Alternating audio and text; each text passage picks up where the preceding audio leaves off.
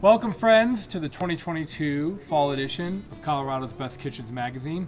I'm Chef Mark, the food writer for Colorado's Best Kitchens magazine, and we're here to celebrate the fall issue. So this year I wrote about being ready for the holidays. Thanksgiving is coming up, and I like to be ready by practicing the dishes I'm going to make throughout the year so that when Thanksgiving comes around, I am ready. So what am I going to do? I'm going to make some mashed potatoes. It's been a long time since I've made mashed potatoes on camera for the fans of this channel. So let's talk about it. Really simple. Cream and butter, salt and pepper, potatoes. That's all you need for ingredients. And then mise en place equipment. You need a food ricer or a food mill. I get these on Amazon. They're by a company called Chefin. They're really the best out there. A colander, and then you'll need 2 pots, a pot full of water, and then a smaller pot to heat cream and butter. I'll get back to that. So when I talk about being ready for the holidays and prepping throughout the year and practicing, the goal really should be to be able to make all of the things that you're going to make without having to open a recipe book, having the recipes memorized. Well, you might think, gosh, I'm making turkey and cranberry and sweet potatoes and mashed potatoes and gravy and a salad and rolls. Chef Mark, am I supposed to memorize all of that? Yeah, you really are. And what you're not memorizing is the minutia of the recipe. What you're memorizing should be the technique. So one of the techniques when we're making mashed potatoes is to always start the potatoes in cold water. That allows them to cook very evenly. When I'm doing potatoes, the other thing I do, and really anything I'm making, is try to be a day in advance, or 2 or 3. So this year, Thanksgiving, it's on a Thursday, right? I know it's on a Thursday every year. I'm trying to be silly. But point being is, because we know it's coming up, we know what day of the week it is, we can be ready. So Monday or Tuesday, your shopping should be done. And then Tuesday and Wednesday, your prep, deep prep, like chopping your potatoes the day before, putting them in a pot of water, and having them ready to go. Whether they're sitting in your fridge, or they're sitting out in the cold garage, or they're sitting on the countertop full of ice to keep them cold, you want them ready to go. The next day, I change the water, put them on the stove, bring to a boil, reduce to a simmer.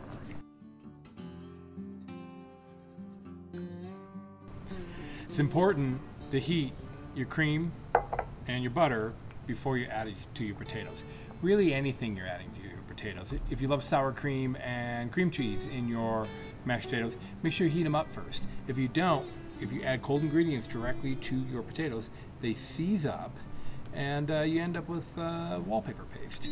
So I like heavy cream and butter, and I'm gonna eye this out. Now the way I eye this out, and this is one of the things you can learn when you're practicing your ingredients, is I do everything in the same pot always. So I always heat my cream and butter in this small sauce pot, and I have the rivets here, and I can see that I like to have my cream come up to about, about a ½ inch below the rivets. So that way, next time I make it, I measure it the first time, I look at the pot and go, ½ inch below the rivets. I might even make a little note in the recipe book.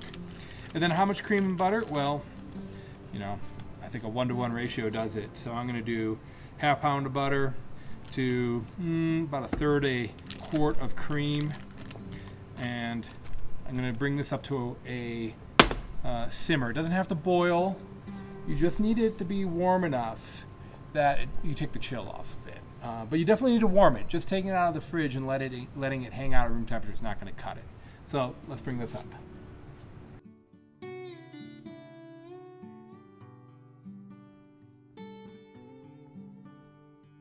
Okay, we've got lots of things boiling here. I just want to talk briefly about Colorado's Best Kitchens magazines and what we're proud of this year. What we saw this year, the trend was a lot of the kitchens that we highlight in the magazine were in rural areas, whether they are in the mountains or the plains, really far away from our headquarters in Denver, sometimes up to a 2-hour drive in each direction. But it seems to me that the trend being that the modern living, the mountain living, and the homestead lifestyle out in the east really is bringing the modern amenities of beautiful appliances to a rural area. And of course the homes, all of the homes that we're highlighting in this magazine this year couldn't be more beautiful. So congratulations to everyone who made it in the magazine.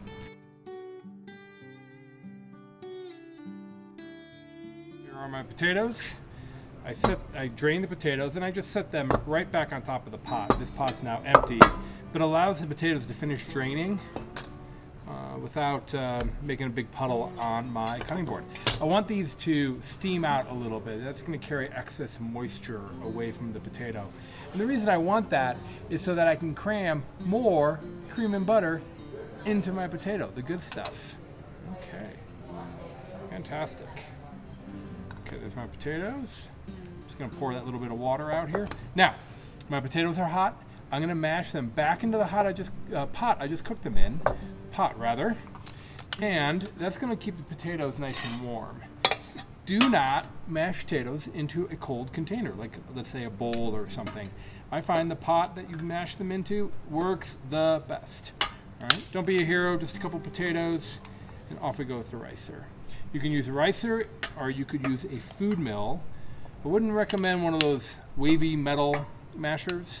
I love those for red potatoes, but I don't think they work as well for mashed potatoes. And I'm using Idaho russet potatoes. We want to move these as little as possible so we don't get something called glutinous development. And potatoes, of course, do not have gluten in them, but what happens is if you move your potatoes a lot, your potatoes start to mimic gluten. They get sticky. So we don't want that. We don't want sticky potatoes. We want light and fluffy. And there's no better tool, in my opinion, than the ricer. If you don't have a ricer, buy one now before the holidays. Have it ready. You'll use it surprisingly more frequently than you think.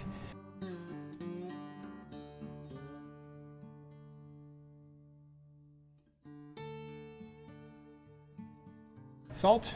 I like kosher salt. And I try to add the right amount of salt first so I don't have to stir too much. White pepper is invisible in mashed potatoes. That's why I prefer that over black pepper. Fresh ground, of course. And then here's my cream and butter. And this is really where the magic happens. I'm gonna get my cream and butter in there. I'm just gonna estimate how much it takes. Got my cream, my butter, my salt, my pepper, and I'm just going to gently fold. Really just going to take my time here. I don't want to mix, I don't want to whip, don't want to stir, I don't want to move the potatoes any more than I need to. And that's about it. That's going to get the trick done.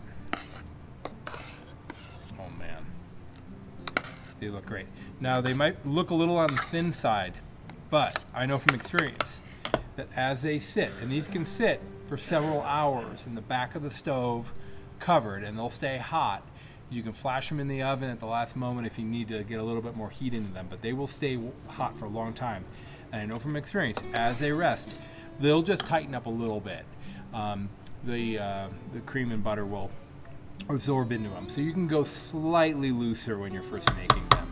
So by the time dinner comes around, you have that nice well to be able to support your potatoes. I'm going to dig into some of these. I'm going to adjust for salt and pepper. They smell delicious, so I bet I nailed it on the salt and the pepper, but I never know. So always taste your food and make those adjustments. And folks, that's how you get ready for the holidays, by having your recipes perfected before the date comes. And my family loves this because they're eating stuffing in July, and they're eating pumpkin pie in June, and that way I'm spreading it out. I choose 1 or 2 recipes, particularly things that challenged me the previous year. My last final piece of advice is do not choose a recipe that you've never made before and then go into the holiday thinking this is going to go great. If you haven't practiced it, you know, maybe it's not the day of the big event, it's not the day to practice new things. If you rehearsed it beforehand, great, then go for it. You'll have a much better chance of success. This is Chef Mark. I'm with Colorado's Best Kitchens magazine. Thanks for tuning in and enjoying the Fall 2022 edition.